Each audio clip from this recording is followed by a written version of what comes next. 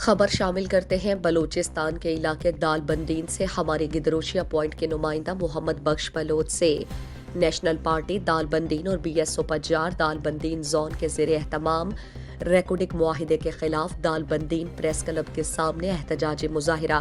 مظاہرین نے پلے کارڈز اٹھا رکھے تھے جن پر ریکوڈک معاہدات سے متعلق مختلف کلمات درج تھے۔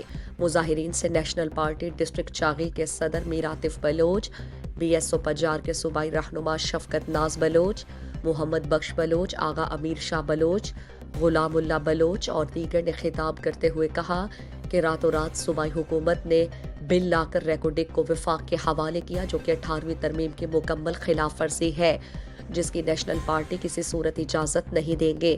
جس طرح سیندک کے ذخائر کو مال غنیمت سمجھ کر لوٹا گیا، اب ریکوڈک جیسے بڑے منصوبے کو ہڑپ کرنے کے لیے پلان بنایا گیا ہے، کیونکہ وفاق کو بلوچستان اور بلوچ قوم سے کوئی ہمدردی نہیں بلکہ انہیں بلوچستان کے وسائل عزیز ہیں، اسی لیے وسائل کو ہڑپ کرنے کے لیے مختلف ترامیم لا کر انہیں اپنے قبضے میں کر رہے ہیں۔